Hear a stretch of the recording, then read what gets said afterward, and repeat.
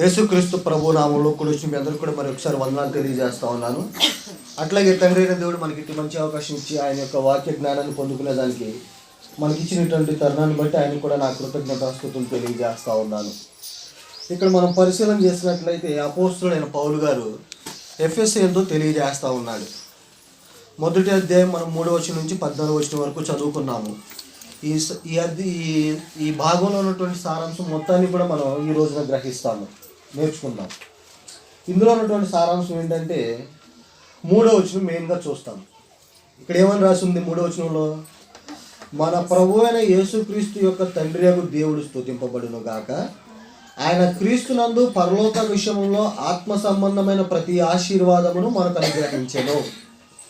అంటే ప్రతి ఆశీర్వాదాన్ని దేవుడు మనకి క్రీస్తు ద్వారా అనుగ్రహించేశాడు.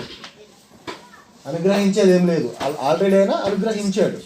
దాన్ని పొందుకునేదానికి మనం ప్రయత్నం చేయాలన్నమాట. ఈరోజు మనం నేర్చుకునేటువంటి అంశం ఏంటంటే క్రీస్తునందు ఆశీర్వాదాలు ఏంటనేటువంటి విషయాన్ని మనం పరిశీలన చేస్తాము. గమనించండి, ప్రతి మనిషి వారికి ఏర్పాటు చేయబడినటువంటి ఆశీర్వాదాలను పొందుకోవాలనేటువంటి ఆశ, నిశ్చయం, సంకల్పం అయితే దేవుడికి ఉంది. మీకు ఒక ఉదాహరణ తెలియజేస్తాను, ఒక కథ చెప్తాను. ఆ కథలోంచి మనం ఒక సారాంశాన్ని గ్రహిద్దాం. ఈ రోజున ఒక వ్యక్తి ఉన్నాడు. తన తల్లిదండ్రులు తనకి విస్తారంగా ఆస్తి సమకూర్చారు. అయితే చిన్నతనంలోనే ఆ వ్యక్తి ఏం చేశాడంటే తప్పిపోయి వేరే ప్రాంతానికి వెళ్ళిపోయాడు. అక్కడ బ్రతుకుతూ ఉన్నాడు. ఇతను గతం తెలియదు, చిన్నపిల్లడు కదా, తప్పిపోయి వేరే చోట బ్రతుకుతూ ఉన్నాడు. తనకేమి తన పూర్వ సంఘటనలు ఏం తెలియదు, తన తండ్రిదారులు ఎవరో తెలియదు, తనకు ఉన్నటువంటి ఆస్తిపాస్తులు ఏంటనేది తెలియదు. కానీ ఈ వ్యక్తి ఏం చేస్తూ ఉన్నాడంటే కటిక దరిద్రంలో బతుకుతూ ఉన్నాడు, వేరే ప్రాంతంలో తెలియని చోట. అలాగే బ్రతికి చనిపోయాడు. వాళ్ళ యొక్క తల్లిదండ్రులు ఏం చేశారంటే తమ పిల్లవాడి కోసం అనేక ప్రాంతాల్లో వెతికించారు. ఎందుకనంటే వాళ్ళ స్వాస్థ్యాన్ని తనకి అప్పగించాలి కదా, మరి వారసునికి అప్పగించాలని వెతికించారు. తను కనిపించిపోయే వాటికి ఇంకా విడిచిపెట్టేశారు. ఇప్పుడు ఈ కథలో మీకు ఏమర్థమైంది? ఆ వ్యక్తికి తన యొక్క స్వాస్థ్యాన్ని అనుభవించాల్సినటువంటి స్థితి అతనికి ఉంది. ఏదైతే అతని ఆస్తిపాస్తులు ఏవైతే ఉన్నాయో వాటిని అనుభవించగలిగేటువంటి స్థితి అతనికి ఉంది. కానీ అవి ఎక్కడ ఉన్నాయో ఇతనికి తెలియక ఇతను ఏం చేశాడంటే కటిక దరిద్రంలో బ్రతికాడు, తన జీవితాన్ని వెళ్ళబుచ్చేసుకున్నాడు. వాళ్ళ తల్లిదండ్రులు ప్రయత్నం చేశారు పాపం కుమారుడి కోసం వెతికించడానికి. దొరికితే ఆ స్వాస్థ్యాన్ని అప్పగించేవాళ్ళేమో, దొరకలేదు, వాళ్ళు విడిచిపెట్టేసారు. మనుషులు కదా, వాళ్ళు కూడా ఎంతకాలం బ్రతుకుంటారు, వాళ్ళు చనిపోయి ఉంటారు. అక్కడ ఉన్నటువంటి తర్వాత బాధ్యత అధికారులు తీసుకుని, ఎవరంటే అక్కడ ఉన్నటువంటి ఫ్యామిలీ వెల్విషర్స్ తీసుకుని వాళ్ళు కూడా ప్రయత్నం చేశారు. కానీ వాళ్ళకు కూడా వ్యక్తి దొరకలేదు అన్నమాట. ఇప్పుడు ఈ కథలో మనం నేర్చుకునేటువంటి అంశం ఏంటంటే మనం అనుకుందాం, ఆ వ్యక్తిని, తప్పిపోయిన వ్యక్తి మనమే అని ఆలోచన చేసినట్లయితే దేవుడు మనకి ఏదైతే ఆశీర్వాదాలు ఉంచాడో అవి మనకు ఆశీర్వాదాలు. ఇవన్నీ స్వాస్థ్యం, తల్లిదండ్రుల పిల్లలకి ఇచ్చే ఆస్తి ఏదైతే ఉందో దేవుడు మనకు కొన్ని ఆశీర్వాదాలను ఏర్పాటు చేశాడు యేసుక్రీస్తు. ఈ 3వ వచనాన్ని బట్టి పరలోక సంబంధమైనటువంటి ప్రతి ఆశీర్వాదాన్ని మనకే అనుగ్రహించేసి ఉంచాడు. అయితే మనం ఏం చేసామంటే ఈ కుమారుడిలాగా తప్పిపోయి మనం వేరే ఎక్కడో బ్రతుకుతున్నాం. ఎక్కడో అంటే లోకంలో బ్రతుకుతూ ఉన్నాం. ఈ లోకంలో బ్రతుకుతూ ఉన్నాం. మనం దేవుడు మనకి అనుగ్రహించేటువంటి ఆశీర్వాదాన్ని మనం గ్రహించలేకపోతూ ఉన్నాము. అవేంటనేది మనం తెలుసుకునే ప్రయత్నం చేయకోకుండా మనం ఏం చేసామంటే కటిక దరిద్రంలో చనిపోయాం. అంటే పాపంలో చనిపోయాం అన్నటువంటి అర్థం అన్నమాట. ఆ కథకి మన జీవితాన్ని లింక్ చేసుకుని చూడండి, ఆలోచన చేయండి. అర్థమవుతూ ఉంది అనుకుంటున్నాం, మీ అందరికీ కూడా అర్థమవుతూ ఉంది కదా.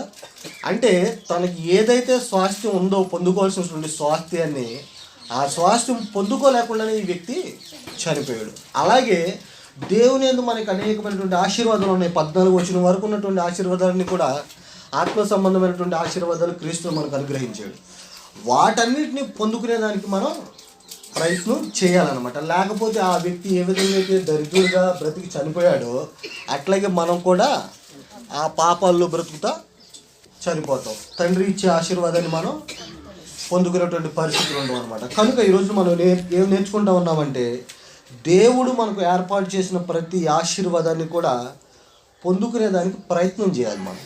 ఆశీర్వాదాలు ఇచ్చేసాడని తెలియజేస్తా ఉన్నాడు. అంటే ఇస్తానని చెప్పట్లా, ఆల్రెడీ ఇచ్చేసాడు మనకి.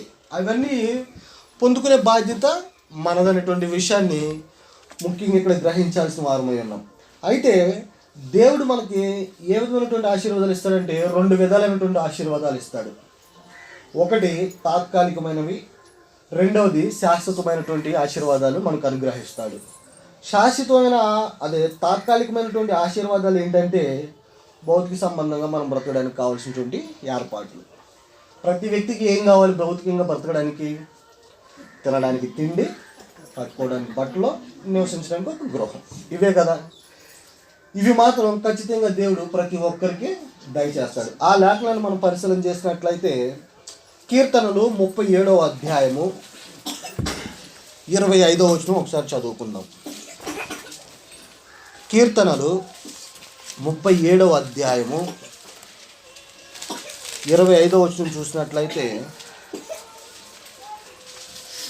నేను చిన్నవాడినై ఉంటిని, ఇప్పుడు ముసలివాడినై ఉన్నాను. దావీదు పలుకుతా ఉన్నాడు ఈ మాటలు. నేను చిన్నవాడినై ఉంటిని, ఇప్పుడు ముసలివాడినై ఉన్నాను. అయినను నీతిమంతులు విడవబడుట కానీ వారి సంతానము భిక్షమెత్తుట కానీ నేను చూచి ఉండలేదు అంటా ఉన్నాడు. అంటే తాత్కాలికమైనటువంటి ఆశీర్వాదాల్లో ఆయన నమ్ముకున్న వాళ్ళకి ఏ విధమైనటువంటి ఆకలి బాధలు అనేవి ఉండవు. అందుకనే మనం గమనిస్తే కాకులతో పోషించాడు ప్రవక్తగా, అవునా కదా? మనం చదువుకున్నాం కదా, మనందరం నేర్చుకున్న విషయమే కదా. కాకులతో పోషించాడు. 5 రొట్టెలు ఎంతమందికి పెట్టాడు ఆయన? 5,000 మందికి పెట్టాడు. అంటే ఇక్కడ మనం గమనించాల్సింది ఏంటంటే ఆయనలో ఉన్న వాళ్ళకి తాత్కాలికమైనటువంటి ఆశీర్వాదాలకి కొదువేమీ ఉండదు అనేటువంటి విషయాన్ని ఇక్కడ మనం గ్రహిస్తూ ఉన్నాం. ఇక్కడే 34వ అధ్యాయంలోనే 9-10 వచనాల్లో కూడా మనం చదువుకున్నట్లయితే, యెహోవా భక్తులారా ఆయన యందు భయభక్తులు ఉంచుడి, ఆయన యందు భయభక్తులు ఉంచు వానికి ఏమీ కొదువు లేదు.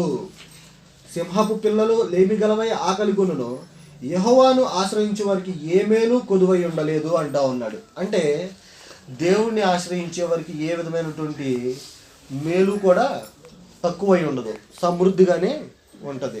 నీతిమంతుల పిల్లలు భిక్షమెత్తుకుంటా లేదా ఆకలితో చనిపోవటైనా చూడలేదు అనేటువంటి విషయాన్ని మనం గ్రహిస్తూ ఉన్నాం. ఈరోజు ఎవరికి కూడా అలాంటి పరిస్థితులు లేవని నేను అనుకుంటా ఉన్నా. మనలో ఎవరికి లేవు కదా అలా. అంటే కనీసం తినడానికి తిండి కూడా లేని పరిస్థితులు ఈరోజు మనుషులు ఎవరు కూడా లేరు. ఖచ్చితంగా వాళ్ళకున్న దానిలో వాళ్ళు సమృద్ధిగానే బ్రతుకుతూ ఉన్నారు.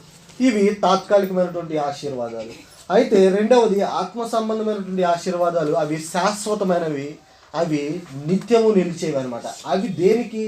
అవి ఎవరికి అంటే అవి ఆశీర్వాదాలన్నీ కూడా ఆత్మకే. ఈ తాత్కాలికమైనటువంటి ఆశీర్వాదాలు మనం బ్రతుకున్నంత వరకే. తినేదానికి తిండి, కట్టుకునేదానికి బట్టలు, ఇవి ఎప్పటి వరకు మనకి కావాలి? మనం బ్రతుకున్నంత వరకే ఇవి మనకి కావాలి. కానీ దేవుని దగ్గర నుంచి వచ్చేటువంటి ఆశీర్వాదాలు ఏవైతే ఉన్నాయో అవి శాశ్వతమైనటువంటి ఆశీర్వాదాలు. అవి పొందుకునే ప్రయత్నం చేయాలన్నమాట. మనం ఈరోజు నేర్చుకునేటువంటి విషయం కూడా అదే. క్రీస్తునందు మనకు ఉన్నటువంటి ఆశీర్వాదాలను మనం పరిశీలన చేస్తూ ఉన్నాం. అయితే ఒక విషయాన్ని మనం గ్రహిస్తాము, ఇక్కడ ఆత్మ సంబంధమైనటువంటి ఆశీర్వాదాలు క్రీస్తులోనే మనం కనుగొంటామనేటువంటి విషయాన్ని మొదటిగా గ్రహించాలి. ఎందుకనంటే ఇక్కడ ఎఫెసీయులకు రాసిన పత్రిక 1వ అధ్యాయము 3వ వచనంలో ఏమని చదువుతూ ఉన్నాం? ఎఫెసీయులకు రాసిన పత్రిక 1వ అధ్యాయము 3వ వచనం చూసినట్లయితే, మన ప్రభు అయిన యేసుక్రీస్తు యొక్క తండ్రి యొక్క దేవుడు స్తుతింపబడును గాక, ఆయన క్రీస్తునందు పరలోక విషయములలో ఆత్మ సంబంధమైన ప్రతి ఆశీర్వాదమును మనకు అనుగ్రహించెను అంటున్నాడు. అంటే ప్రతి ఆశీర్వాదం కూడా మనకి ఎక్కడ దొరుకుతూ ఉంది? ఏమండి? క్రీస్తులోనే ఉంటుంది. ఎందుకంటే క్రీస్తులోనే ఆశీర్వాదాలు ఉన్నాయి, కానీ క్రీస్తుకు వేరుగా ఆశీర్వాదాలు అనేవి లేవు అనేటువంటి విషయాన్ని ఇక్కడ మనం గ్రహించాలి. అయితే యోహాను సువార్త 14వ అధ్యాయము 6వ వచనం కూడా ఒకసారి మనం చదువుదాము.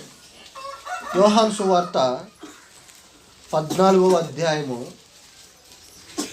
6వ వచనం.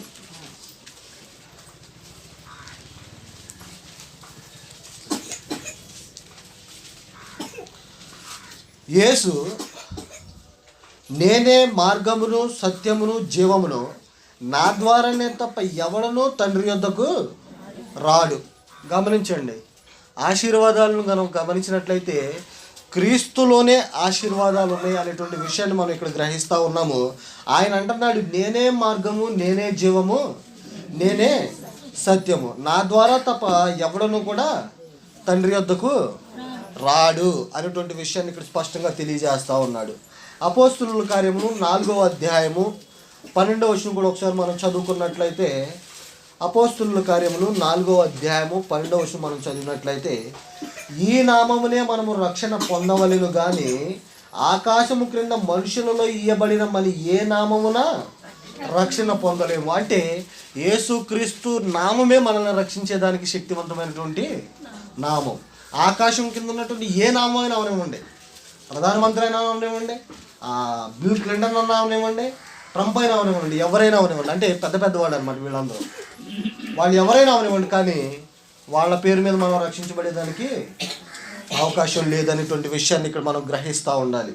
అంటే ఖచ్చితంగా క్రీస్తులో ఉంటేనే మనకి ఆశీర్వాదాలు ఉంటాయి, క్రీస్తుకు వేరుగా ఆశీర్వాదాలు ఉండవు అనేటువంటి విషయాన్ని ఇక్కడ మనం గ్రహించాలి. అంటే ఆ దేవుడని గ్రహించేటువంటి ఆశీర్వాదాలను పొందాలంటే మనం ఏం చేయాలి? ఇప్పుడు ఈ వచనాలను బట్టి మనం ఏం చేయాలి? క్రీస్తులోనే ఉండాలి, క్రీస్తులోనే బ్రతకాలి. అంటే క్రీస్తులో ఉండటం అంటే ఏంటంటే, గలతీయులకు రాసిన పత్రిక 3వ అధ్యాయము 27వ వచనం. గలతీయులకు రాసిన పత్రిక 3వ అధ్యాయము 27వ వచనం మనం చదువుకున్నట్లయితే,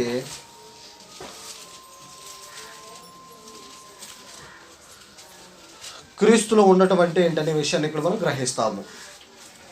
క్రీస్తులోనికి బాప్తిస్మము పొందిన మీరందరూ క్రీస్తును ధరించుకొని ఉన్నారు. ఏమా, ఇందులో యూదుడని లేదు, గ్రీసు దేశస్థుడని లేదు, దాసుడని స్వతంత్రుడని లేదు, పురుషుడని స్త్రీ అని లేదు, యేసుక్రీస్తునందు మీరందరూ ఏకముగా ఉన్నారు. అంటే క్రీస్తులో మనం ఉండటం అంటే ఏంటంటే, క్రీస్తులోనికి బాప్తిస్మము పొందాల్సిన వారమై ఉన్నామనేటువంటి విషయాన్ని గ్రహించాలి. అంటే ఇంకా ఎవరైతే బాప్తిస్మం తీసుకోకుండా ఉన్నారో వాళ్ళు కొంచెం ప్రత్యేక శ్రద్ధతో ఈ మాటలు వినాలి. ఇంకా ఎవరైతే రక్షణ పొందకుండా వెలుపటి జీవిస్తూ ఉన్నారో వాళ్ళు కొంచెం జాగ్రత్తగా, కొంచెం అర్థం చేసుకునేటట్లుగా ఈ విషయాలను మనం పరిశీలన చేయండి, కొంచెం అర్థం చేసుకునే ప్రయత్నం చేయండి. అంటే ఇక్కడ ఏం చదువుతామంటే, క్రీస్తులోనికి బాప్తిస్మం పొందిన మీరందరూ క్రీస్తుని ధరించుకొని ఉన్నారు, క్రీస్తులోనికి బాప్తిస్మం పొందకపోతే క్రీస్తుని ధరించుకోలేదు అనేటువంటి విషయాన్ని గ్రహించాల్సిన వారమై ఉన్నామనేటువంటి విషయాన్ని మీకు తెలియజేస్తూ ఉన్నాను. ఇంకొక మాట మనం చదువుకున్నట్లయితే, రోమీలకు రాసిన పత్రిక 6వ అధ్యాయము 3వ వచనం 4వ వచనం చదువుకుందాం. రోమీలకు రాసిన పత్రిక 6వ అధ్యాయము 3వ వచనం 4వ వచనం చూసినట్లయితే, క్రీస్తు యేసులోనికి బాప్తిస్మము పొందిన మనమందరము ఆయన మరణములోనికి బాప్తిస్మము పొందితమని మీరు ఎరగరా? కాబట్టి తండ్రి మహిమ వలన క్రీస్తు మృతులలో నుండి ఎలాగూ లేపబడినో అలాగే మనమును నూతన జీవము పొందిన వారమై నడుచుకున్నట్లు మనము బాప్తిస్మము వలన మరణములో పాలు పొందుటకై ఆయనతో కూడా పాతి పెట్టబడితివి. గమనించండి, అంటే యేసుక్రీస్తు ప్రభువులో మనం మృతి పొందడం అంటే ఏంటంటే మన పాపాల విషయమై చనిపోవటము. యేసుక్రీస్తు ప్రభువుని తండ్రి ఎలాగైతే లేపాడో మనం కూడా అలాగే నూతన జీవంతో పరిశుద్ధమైనటువంటి స్థితితో మనల్ని లేపడినటువంటి విషయాన్ని ఇక్కడ గ్రహించాలన్నమాట. అంటే మనం ఏం నేర్చుకుంటామంటే, ఇప్పుడు క్రీస్తులో ఉంటేనే ఆశీర్వాదాలు అనేవి పొందుకుంటాం. అంటే తల్లిదండ్రుల ఆస్తి ఎవరికి వస్తుంది? నా తల్లిదండ్రుల ఆస్తి అన్నయ్యకి వెళ్తుందా? అన్నయ్య తల్లిదండ్రుల ఆస్తి నాకు వస్తుందా? రాదు కదా. ఎవరైతే తల్లిదండ్రుల ఆస్తి ఉందో ఆ ఆస్తి వారి పిల్లలకే వెళ్తుంది. అంటే దేవుడి ద్వారా అనుగ్రహించబడినటువంటి ఆశీర్వాదాలు ఏవైతే ఉన్నాయో ఆశీర్వాదాలన్నీ కూడా ఆయన పిల్లలకే వెళ్తాయి. ఆయన పిల్లలు అవ్వాలంటే ఏం చేయాలంటే, క్రీస్తులోనికి బాప్తిస్మం పొందాలి, లేదా క్రీస్తును ధరించుకుని నడుచుకోవాలనేటువంటి విషయాన్ని ఇక్కడ మనం గ్రహిస్తూ ఉన్నాం. ఎందుకనంటే ఆశీర్వాదాలన్నీ కూడా క్రీస్తులోనే మనకు అనుగ్రహించాడు దేవుడు. అందుకనే ఎవరు క్రీస్తులో ఉంటారో వారే ఆశీర్వదించబడిన వారు. క్రీస్తుకు వెలుపట ఉన్నవాళ్ళు ఆశీర్వదించబడిన వారు కాదు, వాళ్ళు లోకంతో బ్రతుకుతూ ఉన్న వాళ్ళే. వాళ్ళకి దేవుడికి ఏమిటువంటి సంబంధం లేదు. అందుకని అంటాడు కదా, మీరు దేవుని లేని ప్రజలు విరోధులుగా బ్రతికారనేటువంటి విషయాన్ని పౌలు గారు తెలియజేస్తూ ఉంటాడు. అంటే ఇప్పుడు మనం ఏం నేర్చుకుంటున్నామంటే, ఈ ఆత్మ సంబంధమైనటువంటి ఆశీర్వాదాలు ఏవైతే ఉన్నాయో క్రీస్తులో, అవన్నీ కొన్ని విషయాలు మనం పరిశీలన చేద్దాం. ఈ ఎఫెసీలకు రాసిన పత్రికలో ఉన్నటువంటి విషయాల్ని మనం ప్రయత్నం చేద్దాం. 4వ వచనాన్ని మనం పరిశీలన చేసినట్లయితే ఇక్కడ కొన్ని ఆశీర్వాదాలు ఉన్నాయి. క్రీస్తులో ఉన్నటువంటి వారికి ఉన్నబడినటువంటి ఆశీర్వాదాలను ఇప్పుడు మనం నేర్చుకుంటా ఉన్నాం, పరిశీలిస్తూ ఉన్నాం. జ్ఞాపకం చేసుకోండి. ఇవన్నీ తెలిసిన వాళ్ళు మళ్ళీ ఒకసారి జ్ఞాపకం చేసుకోండి, తెలియని వాళ్ళు నేర్చుకునే ప్రయత్నం చేయండి. ఎందుకనంటే ఇవన్నీ ఆల్రెడీ మనం మర్చిపోయి ఉంటాం, సహజమే కదా మనకి. కాబట్టి వీటిని మళ్ళీ ఒకసారి మనం జ్ఞాపకం చేసుకునే ప్రయత్నం చేద్దాం అన్నమాట. ఏంటి జ్ఞాపకం చేసుకునేది? ఆశీర్వాదాలు. క్రీస్తులో మనకున్నటువంటి ఆశీర్వాదాలు ఏంటో ఒకసారి జ్ఞాపకం చేసుకుందాం. ఇంకా ఆశీర్వాదాలను పొందుకోకుండా ఎవరైతే ఉన్నారో వాళ్ళు ఏం చేయాలంటే నేర్చుకుని, అర్థం చేసుకుని పొందుకునే ప్రయత్నం చేయాల్సిన వారు ఉన్నారనేటువంటి విషయాన్ని మీకు తెలియజేస్తా ఉన్నా. చూడండి, ఎఫెసీయులకు రాసిన పత్రిక 1వ అధ్యాయం 3వ వచనంలో ఏం చెప్పాడంటే ప్రతి ఆశీర్వాదం కూడా క్రీస్తులోనే అనుగ్రహించడం అనే విషయాన్ని స్పష్టంగా తెలియజేశాడు. 4, 5, 6 వచనాలు కలిసే ఉన్నాయి. వాటిలో ఉన్నటువంటి విషయాలు ఏంటంటే, ఒకటి, దేవుడు మనల్ని తన కోసం ముందుగా నిర్ణయించుకున్నాడు. చూడండి, ఇక్కడ ఆ మాట చదువుతాను. ఎట్లనగా 4వ వచనం చదువుతాను. ఎట్లనగా తన ప్రియుని యందు తాను ఉచితముగా మనకు అనుగ్రహించిన తన కృపామహిమకు కీర్తి కలిగినట్లు తన చిత్త ప్రకారమైన దయా సంకల్పము చొప్పున యేసుక్రీస్తు ద్వారా తనకు కుమారులుగా స్వీకరించుటకై మనల్ని ముందుగా తన కోసం నిర్ణయించుకున్నాడు. అంటే దేవుడి పిల్లలయ్యేదానికి మనల్ని, అంటే ముందు ఆయన మనల్ని ఏం చేశాడంటే నిర్ణయించుకున్నాడు. అంటే ముందుగా మనందరినీ కూడా ఏర్పాటు చేసుకున్నాడు. ఏర్పాటు చేసుకుని పిలిచాడు అనమాట. ఆయన పిలుపు వల్లే మనం రక్షణ పొందేవన్నటువంటి విషయాన్ని కూడా రోమిలకు తెలియజేస్తూ ఉంటాడు. చూడండి, ఆ విషయాన్ని మనం పరిశీలన చేసినట్టయితే దేవుడు ముందుగా మనల్ని నిర్ణయించుకున్నాడనేటువంటి విషయాన్ని కనుక పరిశీలన చేసినట్లయితే లేఖనాలు ఏం చెప్తున్నాయో కూడా చూద్దాం. ఈ మాటల్ని అనుసంధానంగా లేఖనాన్ని మనం పరిశీలన చేసినట్లయితే కీర్తనలు 4వ అధ్యాయము 3వ వచనం చదువుదాం. కీర్తనలు 4వ అధ్యాయము 3వ వచనం చూసినట్లయితే 4వ అధ్యాయము 3వ వచనాన్ని మనం పరిశీలన చేసినట్లయితే కీర్తనలు 4వ అధ్యాయము 3వ వచనం చూసినట్లయితే యెహోవా తన భక్తులను తనకు ఏర్పరచుకొనుచున్నాడని తెలుసుకొనుడి. నేను యెహోవాకు మొరపెట్టగా ఆయన ఆలకించును. గమనిస్తూ ఉన్నాడమ్మా. యెహోవా ఏం చేస్తూ ఉన్నాడు? తన భక్తులను తనకు ఏర్పరచుకున్నాడంట, ఏర్పాటు చేసుకుంటా ఉన్నాడు. ఎవరైతే నీతిగా బ్రతుకుదామని ఆలోచన కలిగి ఉంటారో వాళ్ళని దేవుడు ముందుగా నిర్ణయించుకుని వాళ్ళని ఆయన కోసం ఏర్పాటు చేసుకుంటాడు అనేటువంటి విషయాన్ని ఇక్కడ మనం గ్రహిస్తూ ఉన్నాం. మోషే గారు కూడా ఒక మాట తెలియజేస్తూ ఉన్నాడు. ద్వితీయోపదేశకాండము 7వ అధ్యాయము 6వ వచనాన్ని ఒకసారి మనం చదువుకున్నట్లయితే ద్వితీయోపదేశకాండము 7వ అధ్యాయము 6వ వచనాన్ని మనం చదువుకుందాం. ద్వితీయోపదేశకాండము 7వ అధ్యాయము 6వ వచనం చదువుకున్నట్లయితే నీవు నీ దేవుడైన యెహోవాకు ప్రతిష్ఠ జనము, నీ దేవుడైన యెహోవా భూమి మీద ఉన్న సమస్త జనముల కంటే నిన్ను ఎక్కువగా ఎంచి నిన్ను తనకు స్వకీయ జనముగా ఏర్పరచుకొనెను. ఇజ్రాయేలీలతో అంటా ఉన్న మాటలన్నమాట ఇవి. క్రీస్తులో ఎవరైతే ఉంటారో, క్రీస్తుని ఎవరైతే ధరించుకుని ఉంటారో వాళ్ళని ఏమంటున్నాడు ఇక్కడ? ఇజ్రాయేల్ని ఆ రోజు స్వకీయ జనంగా ఎంచాడు. ఇక్కడ తన కుమారులుగా చేసుకునేదానికి ఆయన ముందుగా మనల్ని నిర్ణయించుకున్నాడు అనేటువంటి విషయాన్ని ఇక్కడ మనం గ్రహిస్తూ ఉన్నాం అన్నమాట. 5-6 వచనాల్లో ఏమనుంది? ఇంకో మాట, కుమారులుగా స్వీకరించాడు మనల్ని. మీకు అర్థమవుతూ ఉందా? ఫాలో అవుతూ ఉన్నారా? స్పీడ్కి వెళ్ళిపోతూ ఉన్నానా? అర్థమవుతుందిగా ఏమండి? లేకపోతే చెప్పండి, కొంచెం వివరించుకుందాం స్లోగా. క్రీస్తులో ఉంటేనే ఆశీర్వాదాలు, ప్రతి ఆశీర్వాదం కూడా క్రీస్తులు అనుగ్రహించాడు దేవుడు మనకి. ఒకటి. రెండవది, ఈ ఆశీర్వాదాలను పొందుకునేదానికి దేవుడు కొన్ని విషయాలు తెలియజేశాడు. వాటిల్లో మొదటిది, మనల్ని దేవుడు ఏర్పాటు చేసుకున్నాడు. అందుకని కీర్తనలో వచ్చి చదివించాను. ద్వితీయోపదేశకాండంలో మోషే గారు చెప్పినటువంటి విషయాలు కూడా చదువుకున్నాం మనం. అంటే దేవుడు మనల్ని ఏర్పాటు చేసుకున్నాడు. ఎందుకు ఏర్పాటు చేసుకున్నాడంటే తనకు కుమారులుగా ఉండేదానికి, తనకు పిల్లలుగా ఉండేదానికి. ఆయన ఏదైతే ఆశీర్వాదం ఇచ్చాడో వాటిని మనం పొందుకునేదానికి మనల్ని ఏర్పాటు చేసుకున్నాడు. ఆయన మనల్ని కుమారులుగా స్వీకరించాడు అనే దానికి కొన్ని విషయాలు మనం పరిశీలన చేసినట్లయితే యోహాను సువార్త 1వ అధ్యాయము 1వ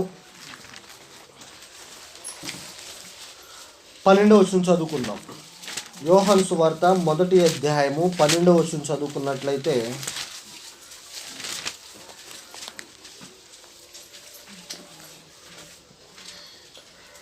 తన్ను ఎందరు అంగీకరించిరో వారికందరికి, అనగా తన నామమునందు విశ్వాసం ఉంచిన వారికి దేవుని పిల్లలగుటకు ఆయన అధికారము అనుగ్రహించెను. ఎవరైతే దేవుణ్ణి అంగీకరిస్తారో, ఎవరైతే క్రీస్తుని అంగీకరిస్తారో, ఎవరైతే క్రీస్తుని ధరించుకుని ఉంటారో వాళ్ళు పిల్లలయ్యేదానికి దేవుడు అధికారం పొందాడనేటువంటి విషయాన్ని ఇక్కడ మనం గ్రహిస్తూ ఉన్నాం. గలతీలతో కూడా పౌలు గారు అంటాడు 4వ అధ్యాయం 4వ వచనంలో. గలతీలకు రాసిన పత్రిక 4వ అధ్యాయము 4వ వచనం ఒకసారి చదువుకుందాం. గలతీలకు రాసిన పత్రిక 4వ అధ్యాయము 4 నుంచి 6 వచనాలు చదువుతున్నాను. అయితే కాలము పరిపూర్ణమైనప్పుడు దేవుడు తన కుమారుని పంపెను. ఆయన స్త్రీ యందు పుట్టి మనము దత్తపుత్రులము కావాలనని ధర్మశాస్త్రమునకు లోబడి ఉన్న వారిని విమోచించుటకై ధర్మశాస్త్రమునకు లోబడిన వాడాయను. మరియు మీరు కుమారులై ఉన్నందున నాయన తండ్రి అని మొరపెట్టు తన కుమారుని ఆత్మను దేవుడు మన హృదయంలోనికి పంపెను అనేటువంటి విషయాన్ని ఇక్కడ తెలియజేస్తూ ఉన్నాడు. అంటే దేవుని పిల్లలు అయ్యేదానికి, అంటే దేవునికి కుమారులు అయ్యేదానికి మనం దత్తపుత్రులం అయ్యేదానికి మనం ఆయన తన కుమారుని మన కోసం పంపించినటువంటి విషయాన్ని ఇక్కడ తెలియజేస్తూ ఉన్నాడు. తర్వాత ఆయనకి కుమారులు అయినందుకు మనం నాయన తండ్రి అని పిలుచుకునే బాధ్యత అనుగ్రహించడనేటువంటి విషయాన్ని కూడా ఇక్కడ లేఖనం ద్వారా మనకి తెలియజేస్తూ ఉన్నాడు. అంటే దేవుడు కుమారులుగా మనల్ని స్వీకరించాడు, ముందుగా పిలిచాడు అనడానికి కొన్ని విషయాలు చూసాము. కుమారులుగా ఏర్పాటు చేసుకునే దానికి కొన్ని విషయాలు మనం పరిశీలన చేస్తూ ఉన్నాము. ఇంకా విషయాన్ని చూసినట్లయితే రోమీలకు రాసిన పత్రిక 8వ అధ్యాయము 16-17 వచనాలు చదువుకుందాం. రోమీలకు రాసిన పత్రిక 8వ అధ్యాయము 16-17 వచనాలు చూసినట్లయితే, మనము దేవుని పిల్లలమని ఆత్మ తానే మన ఆత్మతో కూడా సాక్ష్యం ఇచ్చుచున్నాడు. మనం ఎవరంటమ్మా? దేవుని పిల్లలమని పరిశుద్ధాత్మ దేవుడు తెలియజేస్తూ ఉన్నాడంట. ఎవరితో? మన ఆత్మతో సాక్ష్యం ఇస్తూ ఉన్నాడు. మనము పిల్లలమైతే వారసులము. అంటే దేవునికి మనం పిల్లలమైతే దేవుడు అనుగ్రహించే ఆశీర్వాదాలకి వారసులం. అర్థమవుతుంది, గమనిస్తూ ఉన్నారు కదా. వారసులము అనగా దేవుని వారసులము, క్రీస్తుతో కూడా మహిమ పొందుటకు ఆయనతో శ్రమపడిన ఎడల క్రీస్తు తోడి వారసులము. గమనించండి. అంటే ఇక్కడ మనం ఏం చేస్తూ ఉన్నామంటే, దేవుడు మనల్ని ఏర్పాటు చేసుకుని తనకు పిల్లలు అయ్యేదానికి ఇష్టపడతాం, మనందరినీ కూడా తన పిల్లలుగా చేసుకుంటా ఉన్నాడు అనేటువంటి విషయాన్ని ఇక్కడ మనం గ్రహిస్తూ ఉన్నాం. మత్తయి సువార్త యేసుక్రీస్తు ప్రభువారు అంటారు, చూడండి ఒక మాట. మత్తయి సువార్త 12వ అధ్యాయము 46-50 వచనం వరకు ఒక సంఘటన ఉంటుంది. ఆ సంఘటన మనకు తెలుసును, అనేక సందర్భాల్లో మనం చదువుకున్నాం, నేర్చుకున్నాం కూడా. యేసుక్రీస్తు ప్రభువారు ఒకరి ఇంట్లో బోధ చేస్తూ ఉన్నారు. ఆయన ఇక్కడ 40వ వచనం చదువుతున్నారు. ఆయన జన సమూహముతో ఇంకా మాట్లాడుచుండగా ఇదిగో ఆయన తల్లియు సహోదరులను ఆయనతో మాట్లాడగోరుచు వెలుపల నిల్చున్నారు. అప్పుడు ఇదిగో నీ తల్లియు నీ సహోదరులను నీతో మాట్లాడవాలనని వెలుపల నిల్చున్నారని ఆయనతో చెప్పాను. అంటే ఆయన ఇంకా తన ప్రజలతో మాట్లాడుతూ ఉంటే ఎవరో కొంతమంది వచ్చి నీ తల్లి నీ సహోదరులు మీతో మాట్లాడాలని బయట వెయిట్ చేస్తూ ఉన్నాడని చెప్పారనమాట ఆయన యేసుక్రీస్తు ప్రభువారికి.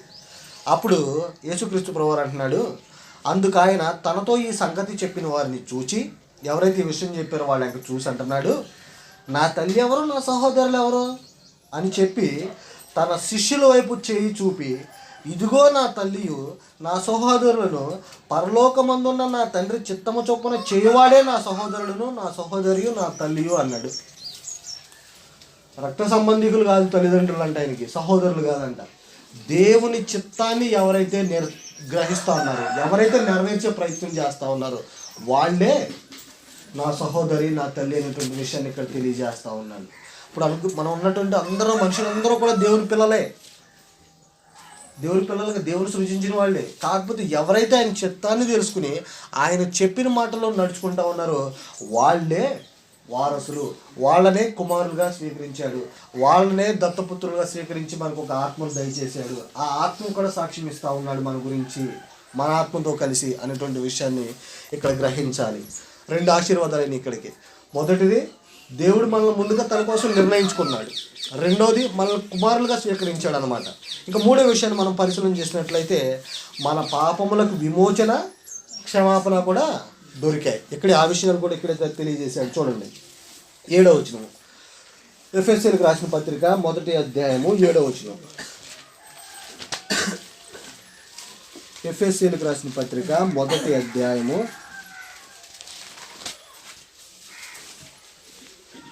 7వ వచనం చూద్దాం. దేవుని కృపా మహదైశ్వర్యమును బట్టి, అంటే దేవుడికి ఉన్నటువంటి ఆ కృప, ఆ మహిమ ఐశ్వర్యాన్ని బట్టి ఏం చేశాడంటే, ఆ ప్రియుని యందు ఆయన రక్తము వలన మనకు విమోచనము, అనగా మన అపరాధములకు క్షమాపణ మనకు కలిగి ఉన్నదే. గమనిస్తూ ఉన్నారా? మనం బేసిక్గా పాపులమే. అంటే దేవుడు మనం పరిశుద్ధంగానే పుట్టించాడు.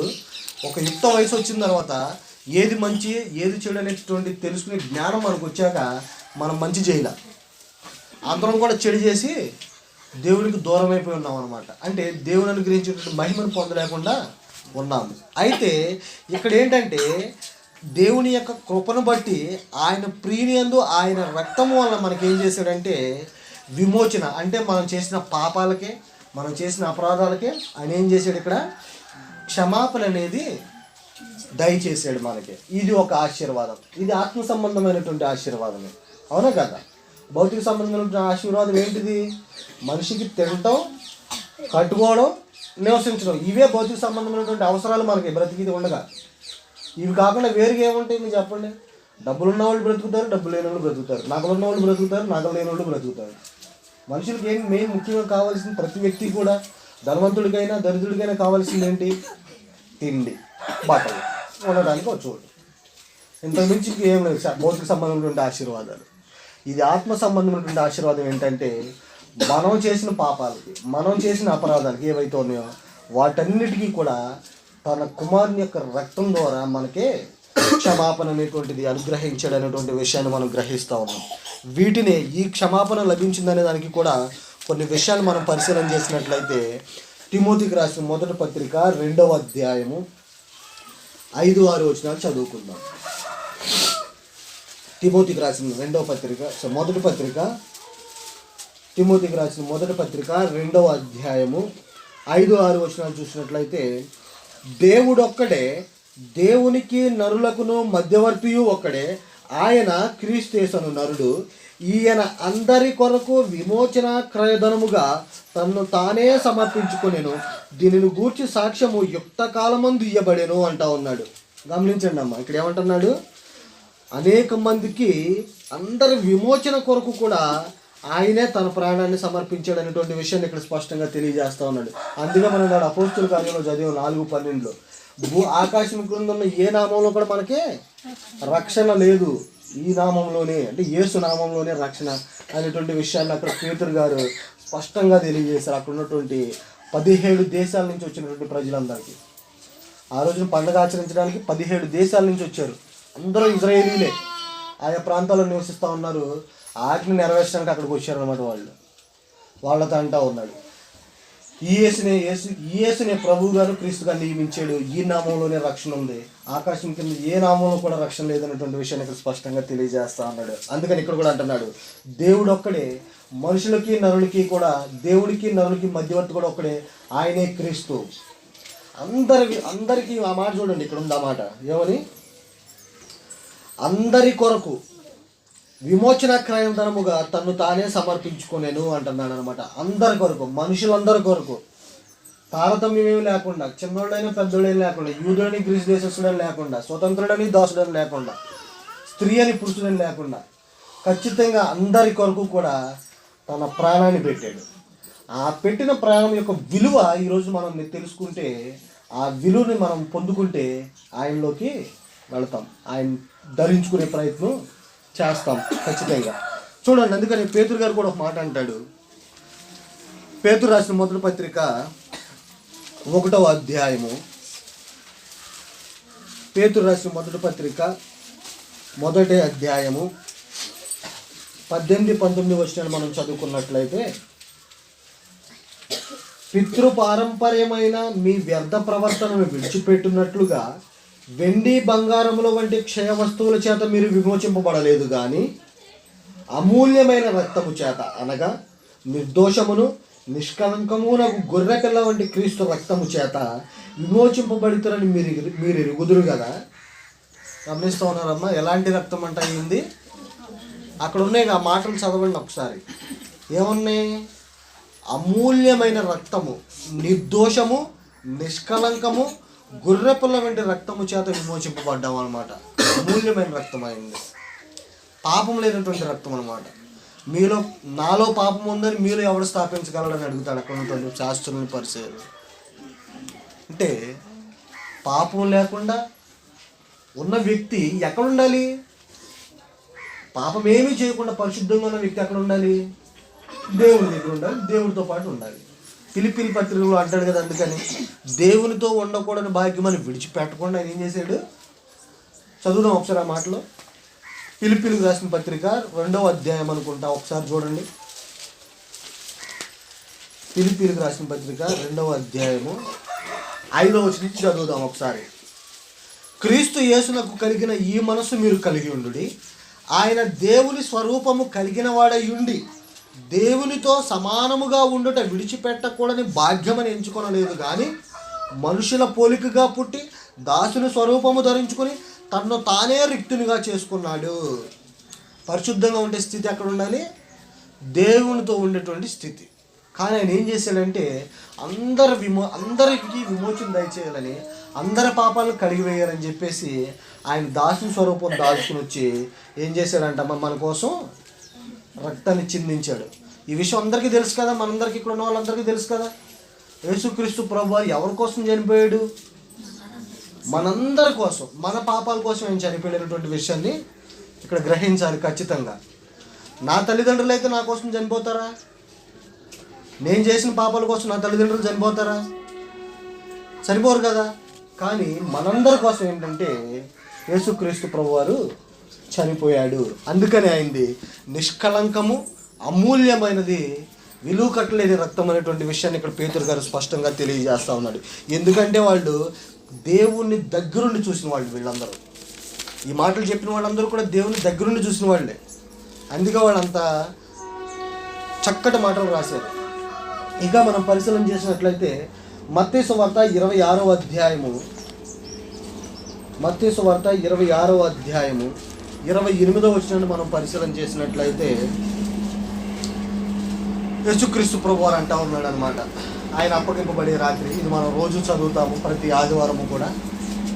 ఇక్కడ అంటా ఉన్నాడు 26వ అధ్యాయము 28వ వచనంలో, ఇది నా రక్తము, అనగా పాప క్షమాపణ నిమిత్తము అనేకుల కొరకు చిందింపబడుచున్న నిబంధన రక్తము. ఎవరి కోసం అంటమ్మా ఇది? అనేక మందికి పాపాలను క్షమించడానికి వాళ్ళ కోసం నేనేం చేస్తున్నానంటే నా రక్తాన్ని చిందిస్తూ ఉన్నాను. ఇజ్రాయేలీలు ఏం చేశారు? తమ పాపాలు పోగొట్టుకోవడానికి బలులు అర్పించారు. అదే బలుల సిస్టమ్ ఇవాళ మనకు ఉందనుకోండి, డబ్బులు ఉన్నవాడు అప్పగిస్తాడు, డబ్బులు లేనివాడు లేదు కదా, కామనే కదా. అంటే డబ్బులు ఉన్న వాళ్ళకే రక్షణ, డబ్బులు లేని వాళ్ళకి ఉండదు. కానీ దేవుడు ఏర్పాటు చేసుకుంటున్న సంకల్పంలో ఇవేమీ లేవన్నమాట. విమోచన అనేది ఎవరికి ఉంది? మనుషులందరికీ. ఆయన యందు విశ్వాసం ఉంచినటువంటి ప్రతి ఒక్కరికి. ఆయన చనిపోయి 2000 సంవత్సరాలు అయింది. 2000 సంవత్సరాల తర్వాత ఎంతమంది పుట్టుంటారు? కోట్లల్లో పుట్టుంటారు. ఆ మనుషులందరి కొరకు కూడా ఆయన అప్పుడే రక్తాన్ని చిందించేసాడు. గమనిస్తూ ఉన్నాం, జాగ్రత్తగా గమనించండి. అంటే అనేక మందికి విమోచన దయచేసేదానికి ఆయన రక్తాన్ని చిందించాడు. ఆ రక్తమే మన యొక్క పాపాలని, మన యొక్క అపరాధాలని తీసివేసింది. ఇక ఎవరు కూడా మన పాపాలను తీసేటువంటి సామర్థ్యం కలిగినటువంటి వ్యక్తి ఎవరు కూడా లేరు అనేటువంటి విషయాన్ని ఇక్కడ మనం స్పష్టంగా గ్రహిస్తూ ఉన్నాము. ఇది మనకు ఒక ప్రత్యేకమైనటువంటి ఆశీర్వాదమే. రోమిలకు రాసిన పత్రిక 6వ అధ్యాయము 3-4 వచనాలు కూడా చూసినట్లయితే, రోమిలకు రాసిన పత్రిక 6వ అధ్యాయము 3-4 వచనంలో చూసినట్లయితే, దాని ఈ మాట మనం చదువుకున్నాం అనుకుంటున్నా. ఈ మాట మనం చదువుకున్నాము, మళ్ళీ ఒకసారి చదువుదాము. ఏమనుంది ఇక్కడ?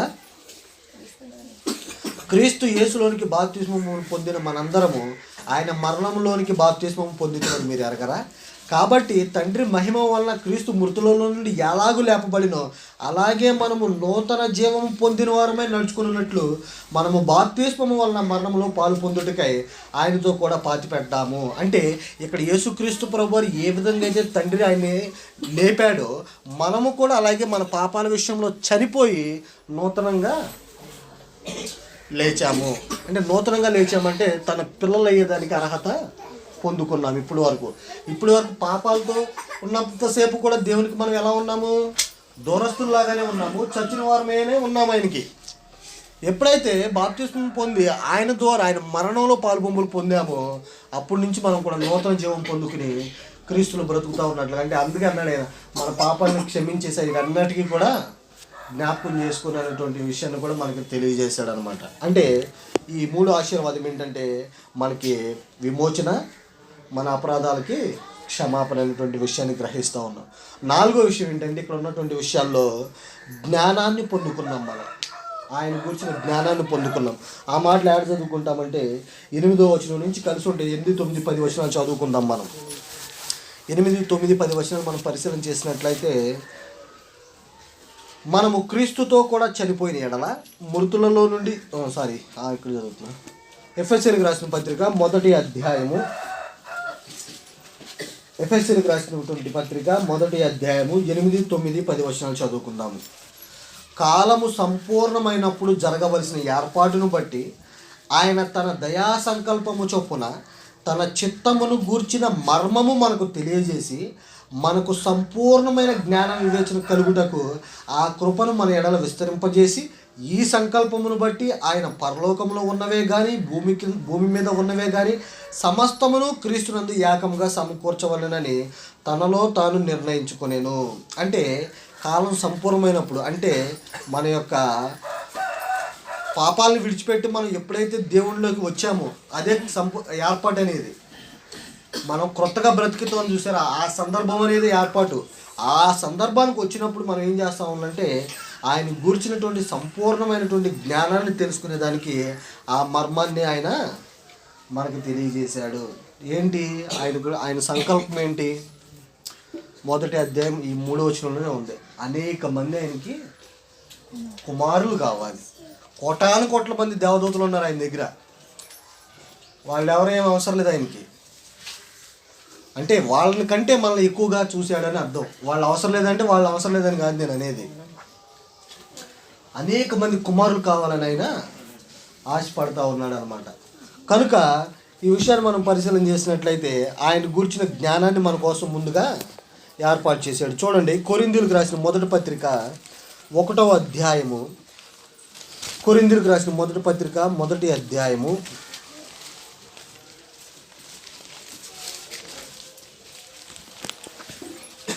24వ వచనం చదువుదాము.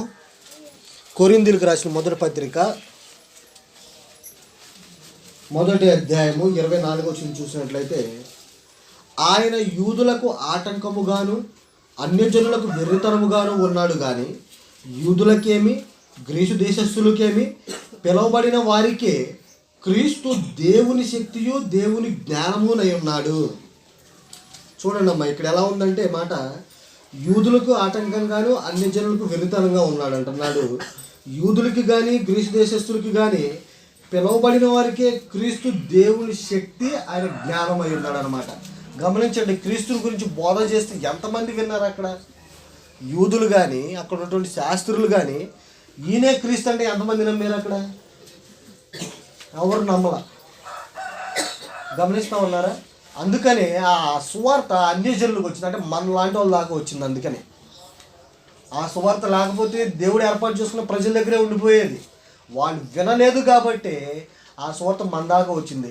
వాళ్ళు అలా వినకుండా ఉండేదానికి కూడా ఆయనే ఆజ్ఞాపించినట్లు మనం ఒక సందర్భాల్లో గమనిస్తూ ఉంటాం. ఎక్కడ అంటే వాళ్ళకి కఠినమైనటువంటి హృదయాన్ని దయచేస్తాడు.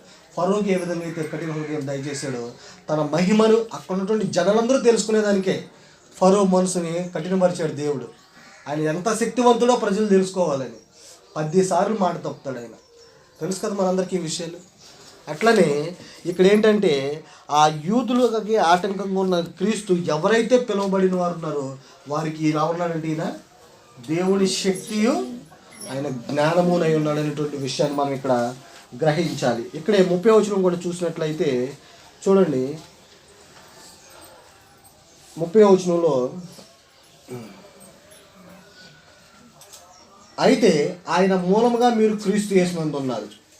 31వ వచనం, అతిశయించువాడు ప్రభువునందే అతిశయింపవలెను అని వ్రాయబడి ఉన్నది నెరవేరునట్లు దేవుని మూలముగా ఆయన మనకు జ్ఞానమును నీతియు పరిశుద్ధతయు విమోచనము నాయను అంటున్నాడు అనమాట.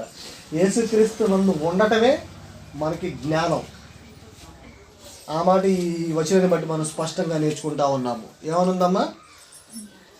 ఆయన వ్రాయబడింది నెరవేరినట్లు దేవుని మూలముగా ఆయన మనకు జ్ఞానము నీతి పరిశుద్ధత విమోచనము అయ్యాడు. ఆయనే విమోచన అయ్యాడు, ఆయనే జ్ఞానం అయ్యాడు, ఆయనే నీతి అయ్యాడు, మనకి ఆయనే పరిశుద్ధత అయ్యాడు అనేటువంటి విషయాన్ని ఇక్కడ గ్రహిస్తూ ఉన్నాం. ఇంకొక మాట చదువుకున్నట్లయితే రోమిలకు రాసిన పత్రిక 11వ అధ్యాయము, రోమిలకు రాసిన పత్రిక 11వ అధ్యాయము 33వ వచనం చదువుదాం.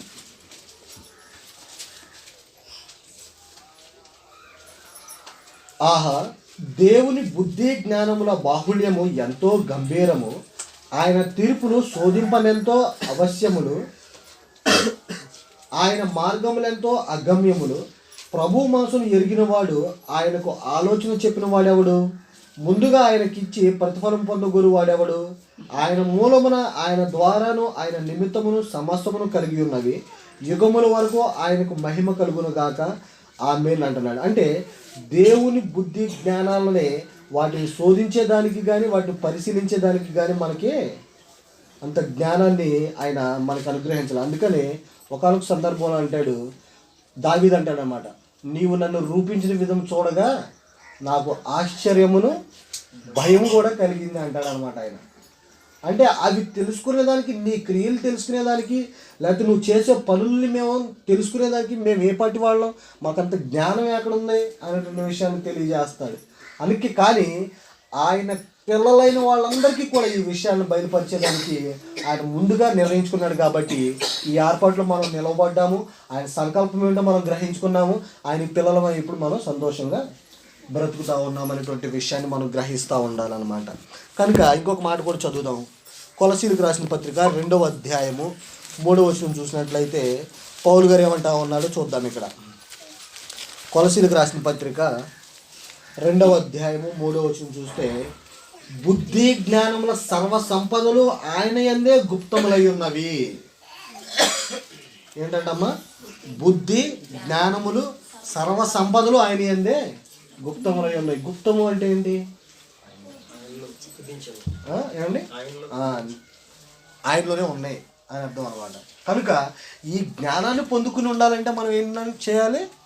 ఆయన్ని అంటిపెట్టుకుని ఆయన నిలవబడి ఉన్నట్లయితే ఖచ్చితంగా జ్ఞానంగా నడుచుకునేటువంటి పరిస్థితులు మన దగ్గర ఉంటాయనేటువంటి విషయాన్ని గ్రహిస్తూ ఉన్నాము. ఇంకా 5వ విషయాన్ని మనం పరిశీలన చేసినట్లయితే, ఆయన మనకి ఏదైతే వాగ్దానాన్ని ఇచ్చాడో వారసత్వాన్ని స్వాధీనపరిచాడు అనేటువంటి విషయాన్ని ఇక్కడ మనం గ్రహిస్తూ ఉన్నాము. 11-12 వచనంలో ఆ విషయాలు ఉన్నాయి. ఇక్కడ ఎఫెసీయులకు రాసిన పత్రిక 1వ అధ్యాయము 11-12 వచనాల్లో ఉన్నాయి. మరియు క్రీస్తునందు ముందుగా నిరీక్షించిన మనము తన మహిమకు కీర్తి కలుగజేయవలెనని దేవుడు తన చిత్త ప్రకారమైన సంకల్పమును బట్టి మనల్ని ముందుగా నిర్ణయించి ఆయన యందు స్వాస్థ్యముగా ఏర్పరిచెను. ఆయన తన చిత్తానుసారముగా చేసిన నిర్ణయం చొప్పున సమస్త కార్యములను జరిగించుచున్నాడు. స్వాస్థ్యముగా ఏర్పరిచినంటే మనకు ఒక స్వాస్థ్యాన్ని నెరవేర్చాను అని ఉంది కింద ఫుట్నోట్లో. ఏమ్మా గమనించారా? స్వాస్థ్యముగా ఏర్పరిచిన మాట దగ్గర 2 ఉంది, దాని కింద అర్థం ఏముంది? ఇక్కడ మనకు ఒక స్వాస్థ్యము ఏర్పరిచిన అనేటువంటి విషయాన్ని ఇక్కడ మనం గ్రహిస్తూ ఉన్నాం. అంటే దేవుడు మనకి ఒక ఏదైతే వాగ్దానాన్ని చేశాడో, ఏమని వాగ్దానం చేశాడు ఇశ్రాయేలీయులకి? మీరు పరిశుద్ధంగా ఉంటే, ఏ విధమైనటువంటి పాపం చేయకుండా ఉంటే నేను మీకు తండ్రిని అయి ఉంటాను, మీరు నాకు పిల్లలై ఉంటారని వాగ్దానం చేశాడు. అదే మాట మనందరికీ కూడా వర్తిస్తూ ఉంది ఈ రోజున. ఆయన సన్నిధిలో ఉండి ఆయన పరిశుద్ధతగా ఉన్నట్లుగా మనం కూడా ఉంటే, యేసుక్రీస్తు ప్రభువారు ప్రథమ కుమారుడు, జ్యేష్ఠ కుమారుడు, మనం ఆయన వెనకాలే కుమారులుగా ఉంటాం అనేటువంటి విషయాన్ని మనం గ్రహిస్తూ ఉన్నాం. కనుక ఇప్పుడు ఏంటంటే దేవుని పిల్లలమయ్యేదానికి ఏదైతే వారసత్వం ఉందో, ఏదైతే ఆయన అనుగ్రహించేటువంటి ఆశీర్వాదాలు పొందుకునేదానికి వారసులమై ఉన్నామో, ఆ స్వాస్థ్యం ఏదైతే ఉందో పరలోక సంబంధమైనటువంటి నిత్యత్వం అనేటువంటి స్వాస్థ్యం, దానికి మనందరం ఇప్పుడు ఏమై ఉన్నాం? వారసులమై ఉన్నాము. అటు పొందుకునేటువంటి స్థితిలోనే మనం ఉన్నామనేటువంటి విషయాన్ని ఇక్కడ మనం గ్రహిస్తూ ఉన్నాం. చూడండి, అపోస్తుల కార్యంలో చూసినట్లయితే 20వ అధ్యాయము 32వ వచనంలో మాట చదువుకుందాం. అపోస్తుల కార్యములు 20వ అధ్యాయము 32వ వచనం చూద్దాం.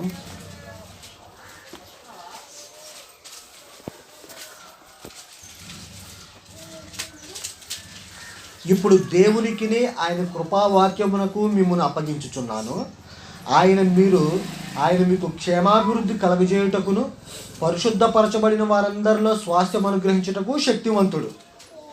ఏదైతే మనల్ని దేవుడు, పౌలు గారు అక్కడ ఉన్నటువంటి ఎఫ్ఎస్సి సంఘం ఉందని చెప్తాడు. ఈ మాటలు కూడా ఎఫ్ఎస్సి సంఘం పెద్దలతో చెప్తూ ఉంటాడు ఈ మాటలు. వాళ్ళకి ఏమంటున్నాడంటే, ఇప్పుడు మిమ్మల్ని దేవుని కృపకు ఆయన వాక్యానికి అప్పగిస్తూ ఉన్నాను. మీకు ఆయన క్షేమాన్ని కలుగజేస్తాడు. పరిశుద్ధపరచబడిన వారిలో స్వాస్థ్యము మనకు అనుగ్రహించడానికి శక్తిమంతుడైనటువంటి విషయాన్ని వాళ్ళకి జ్ఞాపకం చేస్తూ ఉన్నాడు. అంటే పరిశుద్ధపరచబడిన వారికి ఏమి ఇస్తానన్నాడు ఆయన? స్వాస్థ్యాన్ని, పరలోకం ఇస్తానన్నాడు. అవును కదా? అంతేనా? ఇంకేమైనా డౌట్ ఉంది ఎవరికేమన్నా? అందరికీ ఇదే కదా కాన్సెప్ట్. అందరి ఆశ ఏంటి? పరలోకం వెళ్ళాలని బ్రతుకుతూ ఉన్నాం మనందరం కూడా. అయితే ఈ పరలోక సంబంధమైనటువంటి స్వాస్థ్యం ఏదైతే ఉందో దాన్ని అనుగ్రహించేదానికి శక్తిమంతుడు కూడా ఆయనే అనేటువంటి విషయాన్ని ఇక్కడ మనం స్పష్టంగా తెలుసుకుంటా ఉన్నాం. కొలసీలకు రాసిన పత్రిక 1వ అధ్యాయం 12వ వచనంలో కూడా చూద్దాం. కొలసీలకు రాసిన పత్రిక 1వ అధ్యాయము 12వ వచనం చూసినట్లయితే,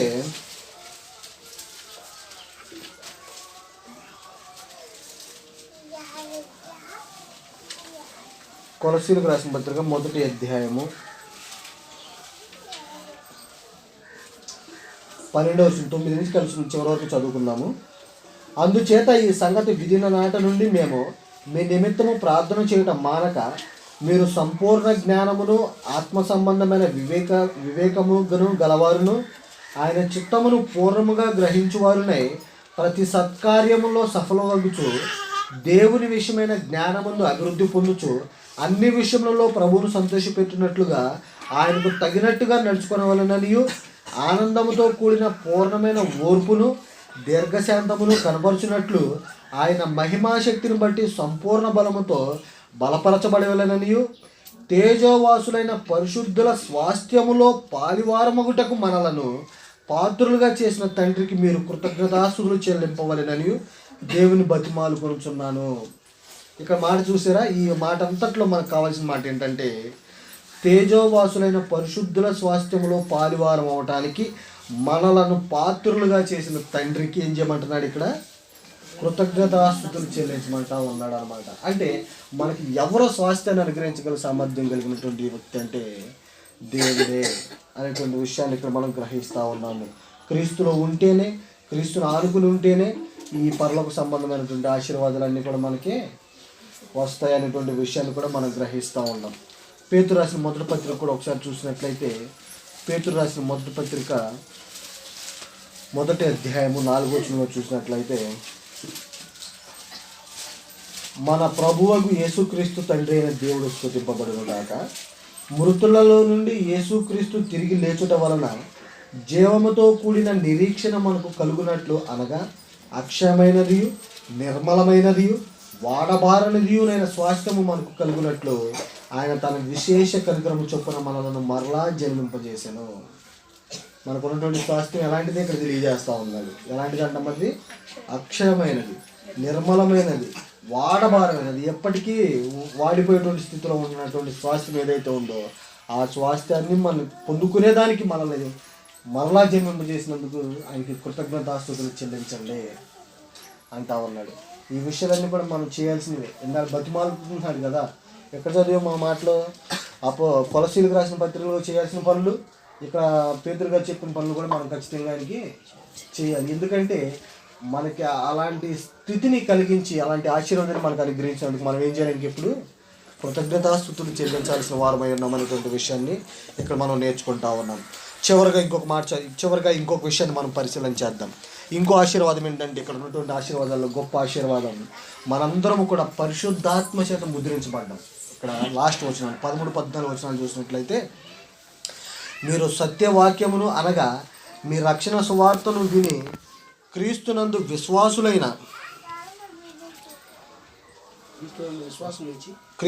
విశ్వాసం ఉంచి వాగ్దానము చేయబడిన ఆత్మ చేత ముద్రింపబడితిరి.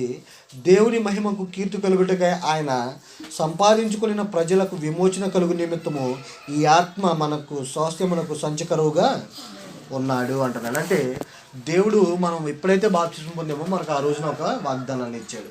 ఒక పరిశుద్ధాత్మ దేవుడు మనకు అనుగ్రహించాడు. ఆయన మనలో ఉంటాడు, మనతో ఉంటాడు. మనం ఏమన్నా తప్పు చేస్తే బుద్ధి చెప్తాడు, ఏమన్నా పాపం చేస్తే గద్దేస్తాకి, మనం పరీక్షించుకునేదానికి ఎప్పుడు కూడా ఆయన మన వెంటే ఉంటాడు. మనం జ్ఞానహీనులం కదా, మనకు దేవుడితో ఎలా ప్రార్థన చేయాలో కూడా మనకు తెలియదు. కాబట్టి ఆ పరిశుద్ధాత్మ దేవుడు మన పక్షాన ఆయన దేవునికి విన్నవించుకుంటాడు అనమాట. అంటే మనకు అంత కెపాసిటీ లేదు కదా ఇక్కడ.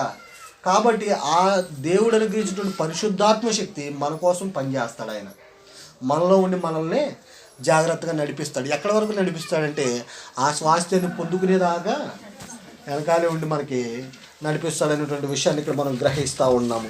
చూడండి, ఆ మాట చూసినట్లయితే, ఈ మాట మనకు తెలిసిందే కదా, అపోస్తుల కార్యం 2వ అధ్యాయం 38వ వచనం ఉన్నమాట. ఏమా ఈ మాట తెలుసు కదా మీకు? అపోస్తుల కార్యం 2:38 అని చెప్పాలి కంటత వాక్యం. అది తెలిసిన మాట, అది అందరికీ. నాకు కూడా తెలుస్తుంది, చూసారు, నేను కూడా బైబిల్ తీస్తున్నాను. అపోస్తుల కార్యంలో 2వ అధ్యాయం 38వ వచనం ఏమన్నా చూడండి ఒకసారి, గట్టిగా చదవండి.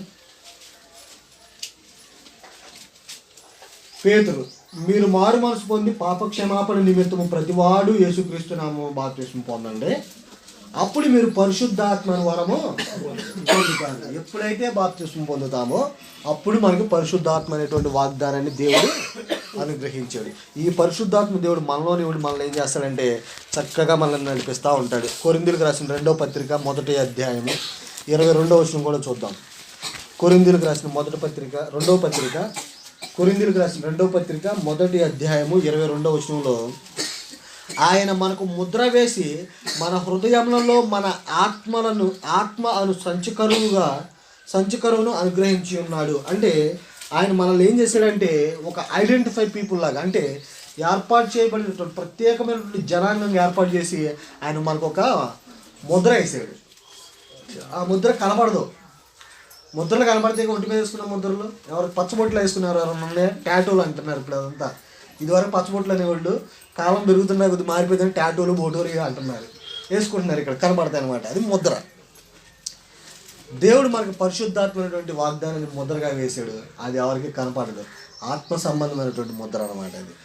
అంటే వీళ్ళు నా పిల్లలు, వీళ్ళు నా స్వాస్థ్యం, వీళ్ళు నా ప్రజలు అనేటువంటిది గుర్తుగా ఆయన మనకి పరిశుద్ధాత్మ దేవుడు ఇచ్చాడు అనేటువంటి విషయాన్ని మనం ఇక్కడ గ్రహిస్తూ ఉన్నాము. ఎఫెసీయులకు రాసిన పత్రిక 6వ అధ్యాయం 17వ వచనం చదువుకుని మనం ముగించుకుందాము. ఎఫెసీయులకు రాసిన పత్రిక 6వ అధ్యాయము 17వ వచనం చూసినట్లయితే, మరియు రక్షణయను శిరస్త్రాణమును దేవుని వాక్యమును ఆత్మ ఖడ్గమును ధరించుకొనుడి, ఆత్మ వలన ప్రతి సమయమునందును ప్రతి విధమైన ప్రార్థనను విజ్ఞాపనను చేయుచు ఆ విషయమే సమస్త పరిశుద్ధ నిమిత్తము పూర్ణమైన పట్టుదలతో విజ్ఞాపన చేయుచు మెలకువగా ఉండుడి.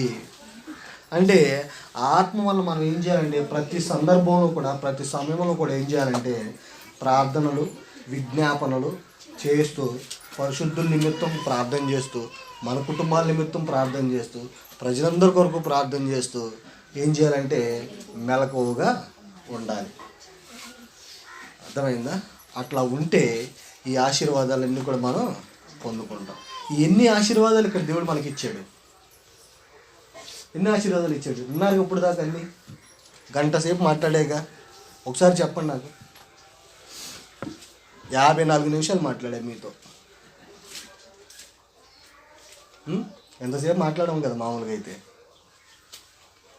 మీరందరూ నేర్చుకుంటారు, మనందరం బలపడతామని చెప్పాం. కాబట్టి మీరు చెప్పాలి నాకు ఖచ్చితంగా ఏమేమి ఆశీర్వాదాలు ఇచ్చాడు. పరలోక సంబంధమైనటువంటి ఆశీర్వాదాలు, భౌతిక సంబంధమైన ఆశీర్వాదాలు చెప్పండి, చెప్పేద్దరుగా. ఉండడానికి ఇల్లు, తినడానికి తిండి, తాగడానికి నీళ్లు. ఆత్మ సంబంధమైనటువంటి ఆశీర్వాదాలు ఏంటి మరి? మనల్ని ఏర్పాటు చేసుకున్నాడు దేవుడు మొదటిగా, కుమారులుగా స్వీకరించాడు రెండోదిగా, మన పాపాలను క్షమించి వేసాడు మూడోదిగా, స్వాస్థ్యాన్ని అనుగ్రహించాడు, జ్ఞానాన్ని ఇచ్చాడు, మనం తప్పిపోకుండా ఉండడానికి ఏం చేశాడు? ఇంకా పరిశుద్ధాత్మ దేవుడు మనకు సహాయంగా పెట్టాడు. ఇవన్నీ కూడా ఎప్పటికీ పోయేవి కావు, మనం చనిపోయిన తర్వాత కూడా ఇవన్నీ కూడా మనకి ఉంటాయి. స్వాస్థ్యం ఉంటుంది కదా మనం చనిపోయినాక కూడా, పరలోక సంబంధమైన స్వాస్థ్యం ఉంటుందా లేదా? దేవునికి పిల్లలుగా ఉంటాం లేదా? చనిపోయినాక కూడా ఉంటాం లేదా?